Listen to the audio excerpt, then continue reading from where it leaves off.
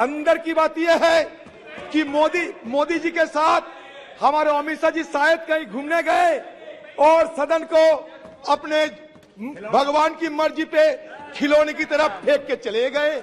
आपको विराजमान होते हुए हमें बड़ा प्रसन्न होते हैं। सर, सबसे पहले मैं ये कहना चाहते हैं कि कल ही ये मुद्दा सदन में आने वाले थे, हम तैयार होके बैठे भी थे, यहाँ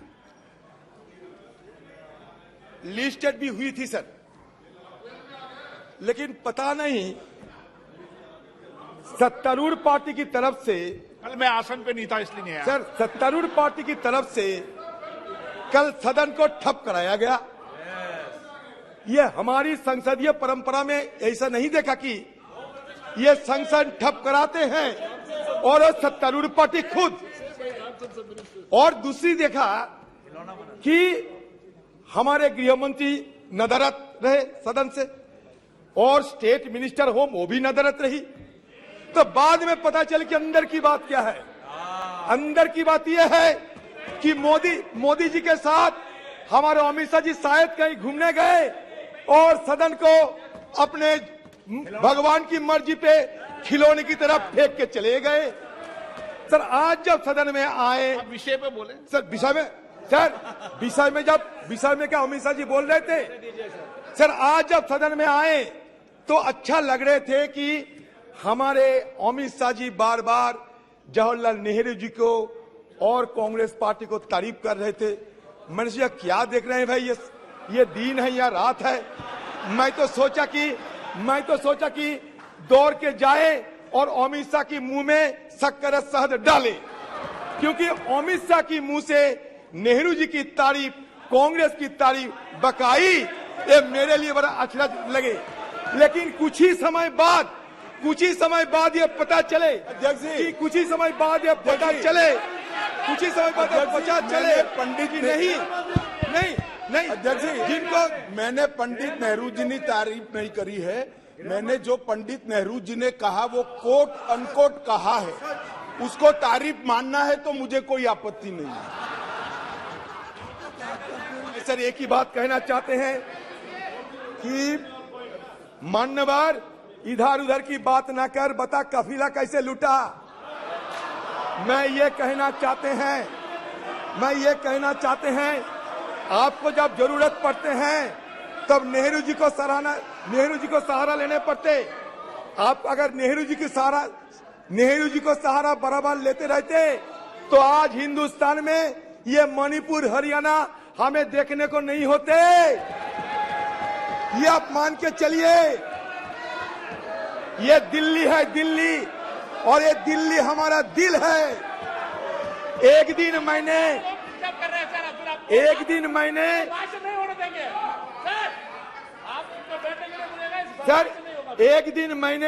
अपने रूह से पूछा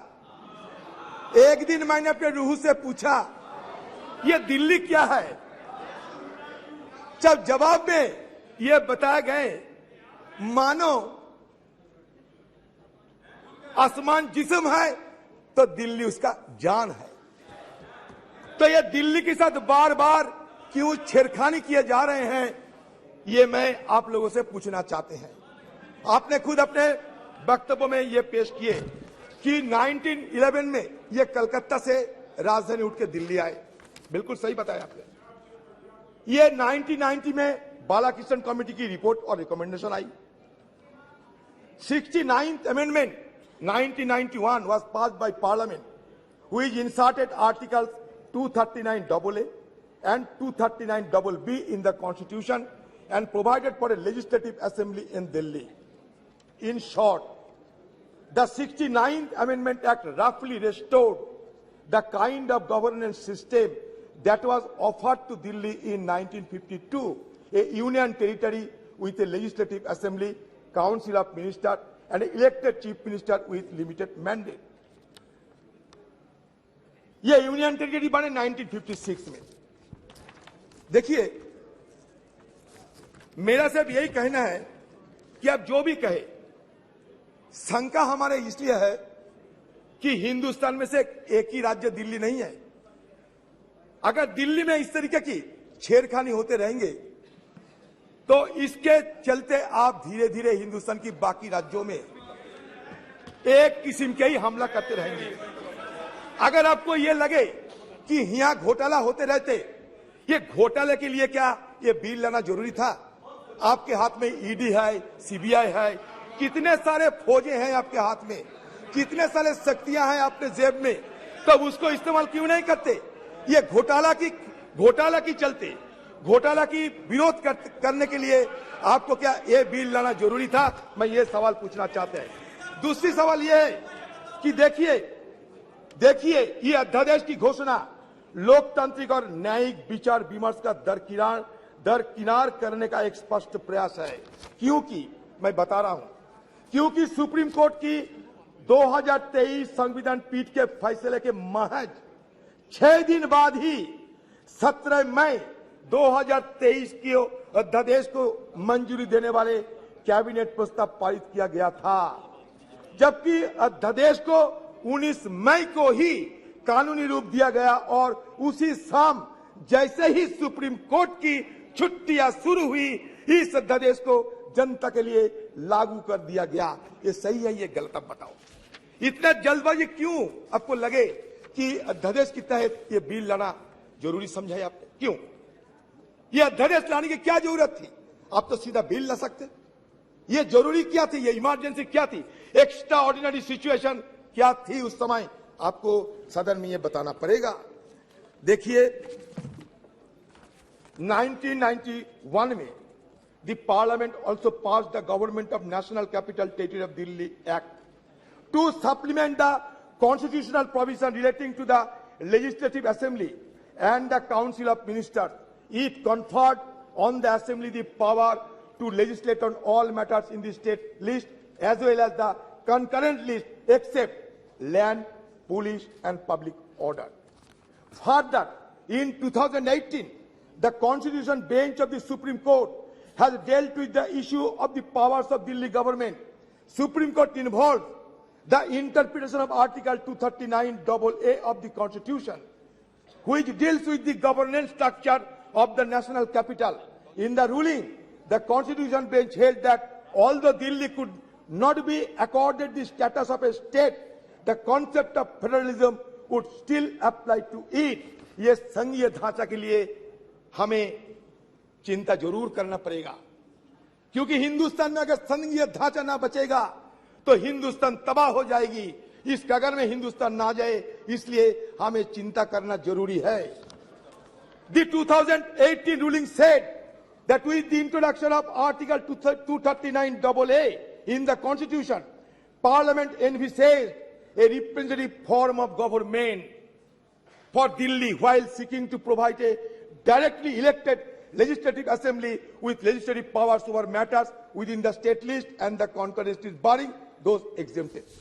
कल हमारा सदन में जब परसों ये चर्चा होते समय हमें जब विरोध करना जरूरी महसूस किया तो हमारे कोई नेता, ज्ञानी नेता यहाँ उठ के कह रहे थे कि हमारे एरुडाइट हम लोग नहीं है, ये कानून नहीं समझते। मानते हैं, उन जैसा फ्लैम्बॉयंट लीगल लुमिनरी मैं कम से कम नहीं हूं, ये बिल्कुल मानता। लेकिन एक बात जरूर कहना चाहते हैं कि ये जो आपकी तरफ से जो बयान दिया गया था वो भी हमारे पास है। वो ये था कि ये आपने माना कि verdict itself had noted that since there is no central legislation governing the services and the decision making process in Delhi, the power would lie with the elected government. ये आपका तर्क है। आपका दूसरी तर्क ये है, the center has removed the basis and reason on which the judgment was given. The Supreme Court decision on the interpretation of Article 239AA, entry 41 in the absence of any specific parliamentary legislation dealing with the subject of services seemed to be an acknowledgement of the Supreme Court as the superior authority of Parliament to make laws for national capital. ये आपका तर्क यही है। तो इसके साथ मैं ये कहना चाहते हैं, बिल्कुल आपका तर्क सही है, लेकिन ये भी सही है कि review petition filed by the center in the Supreme Court claimed that Delhi is not a full-fledged state, but only a union territory which is an extension of the union. आपको सुविधा ये मैं बता रहा हूं। The parliament is Delhi's true legislation, ये भी अपने कहते, ट्रू लेजिस्लेशन, ये भी अपने कहते. The centre has argued, however, the May 11 judgment addresses the contention by acknowledging that though Delhi is not a full-fledged state, its legislative assembly is constitutionally entrusted with the power to legislate upon the subjects in the state list and concurrent list. आपके यहाँ बहुत बड़े बड़े वकील बैठे हुए हैं, हमारा रविशंकर प्रसाद जी वो भी है, आप खुद आप देख लीजिए. द यूनानिमस जजमेंट, मैं एक बड़े मेन स्ट्रीम पेपर से मैं ये उद्धृत करते हैं. The unanimous judgment held that दो Delhi is not a state under the first schedule to the constitution, it is conferred with power to legislate upon subject to give effect to the aspiration of the people of NCTD. It has a democratically elected government which is accountable to the people of the NCTD. Under the constitutional scheme envisaged in Article 239AA Clause 3, NCTD was given legislative power which, though limited in many aspects, is similar to states. In the sense, with the addition of Article 239AA, the Constitution created an asymmetric federal model with the Union of India at the center and the NCTD at the regional level. Sir, हमें ये कहना है, जब चुनकर नुमाइंदे आते हैं, चुनकर जब लेजिस्लेटिव असेंबली बनते हैं, तो क्या उनका लेजिस्लेट करने के अधिकार नहीं दिया जाएगा? सब छीन लिया जाएगा? बचपन से सुन के आते हैं कि चोर कतवाल को डांटे. यहां तो लगते हैं कि चोर सिर्फ कतवाल का नहीं, कलेक्टर को हुक्म कर रहे हैं. क्योंकि यह सारे जो हमारे लेजिस्लेटिव असेंबली रहेगा, ये लेजिस्लेटिव असेंबली को खत्म करते हुए ये ब्यूरोक्रेट्स पे सारे जिम्मेदारी, सारे अधिकार ब्यूरोक्रेट्स पे सौंपा जाते हैं. ब्यूरोक्रेट्स फैसला करेगा सरकार कैसे चलेगी. ये क्या सही होगा देश के लिए? हमें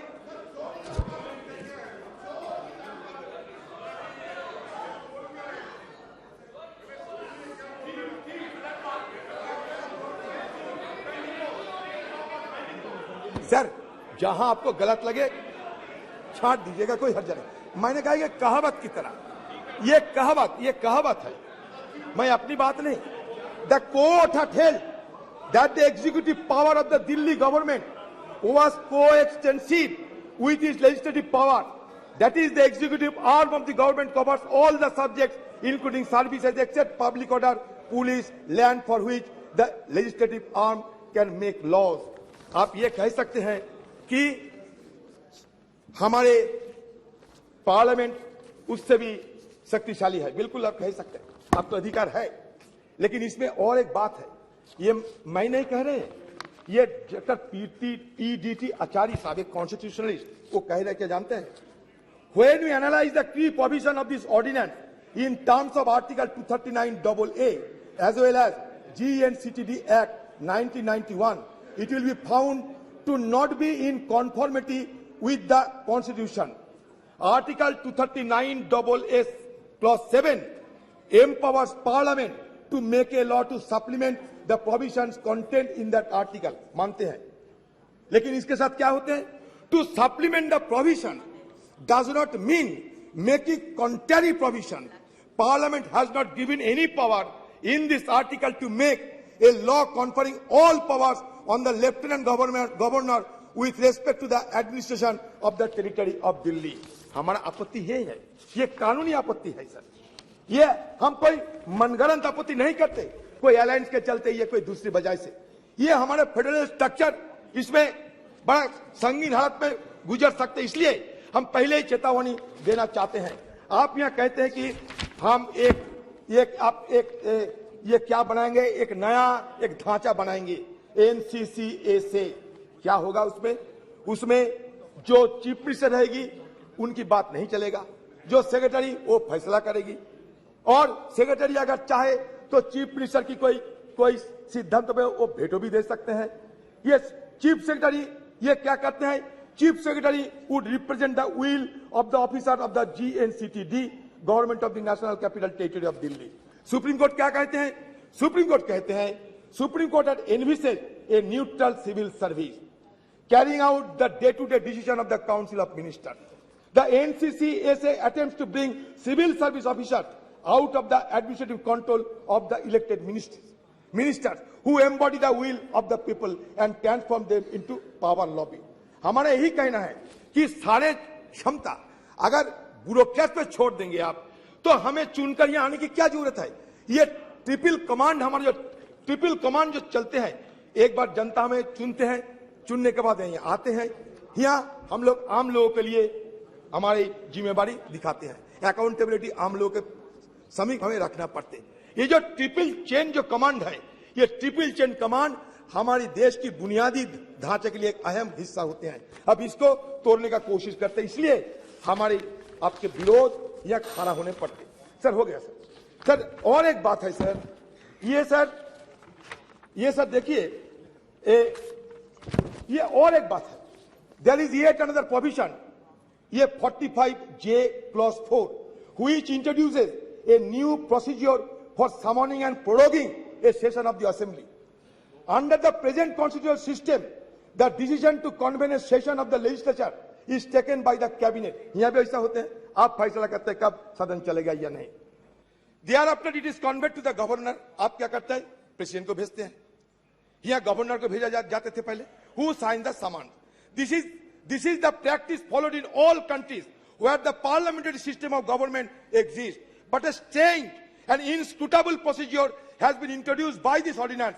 Under this new procedure, the proposal for convening the assembly shall be submitted to the chief secretary, to the lieutenant governor and the chief minister for their opinion before issuing the summons. आपने कभी ऐसा मानेंगे यहाँ? अगर हम नहीं तय करेंगे या हमारे नौकर साहब ने तय करेंगे, ये हम मानेंगे? अब बताइए। दिल्ली में बहुत सारे सेवा ये सूबे की सरकार देते थे, ये हमें सोचना पड़ेगा कि हर सूबे की सरकार की अपने अपने क्षेत्र में कोई सेवा देना जरूरी होते हैं। जैसे कि दिल्ली के लोगों के लिए काम करने वाले 50 से अधिक संस्थाएं इस एक व्यापक प्रावधान से प्रभावित होंगे इस ऑर्डिनेंस की चलते। इनका नियंत्रण दिल्ली के लोगों से लेकर केंद्र के पास चले जाएगा। ये संस्थाएं दिल्ली के यातायात, परिवहन, जल और बिजली आपूर्ति जैसे विभिन्न क्षेत्रों में काम करती है, जिसमें दिल्ली ट्रांसपोर्ट कॉर्पोरेशन, दिल्ली जल board, Delhi state industrial development corporation, Delhi women commission, Delhi electricity regulatory board सहित कोई महत्वपूर्ण संस्थाएं शामिल है। इन सभी संस्थाओं के विशेष रूप से राष्ट्रीय राजधानी दिल्ली के मतदाताओं के जरूरत के पूरा करने के लिए गठित किया गया है और यह दिल्ली का जनता की रोजमर्रा की जीवन की प्रभावित करती है। इस संस्थाएं राष्ट्रीय राजधानी दिल्ली द्वारा वित्त पोषित है। सिविल सर्विस के बाद ये संस्थाएं दिल्ली में प्रशासनिक कार्य करते हैं और प्रशासन का केंद्र है। इस प्रावधान के तहत सबसे बड़ी मनमानी ये की गई है कि इन सभी संस्थाओं के लिए बजट दिल्ली विधानसभा और दिल्ली से पारित किया जाएगा, मगर इनमें नियुक्तियां केंद्रीय राजनीतिक अधिकारियों द्वारा किया जाएगा। तो ये मनमानी तरीके से इस तरीके की बिल मत लाया करो, एक ब्यूरोक्रेट पे सारे जिम्मेवारी मत छोड़ो, क्योंकि हमारे हिंदुस्तान में एक चेक्स एंड बैलेंस होते हैं। ये चेक्स एंड बैलेंस को मत तोड़ो।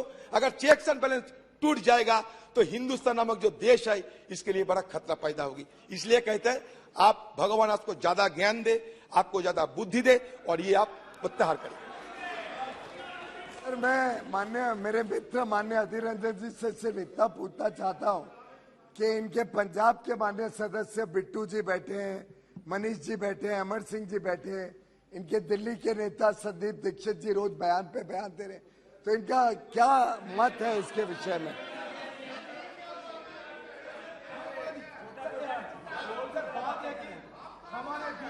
हमारे बीच दरार पैदा करने की कोशिश ना करे तो बेहतर होगी। इधर उधर की बात मत कर, बता कफीला कैसे लूटा। रमेश दुड़ी जी, तो तब होगी जब दरार ना हो, यहाँ तो दरार आज ही है। रमेश दुड़ी जी। जी सर। अध्यक्ष जी,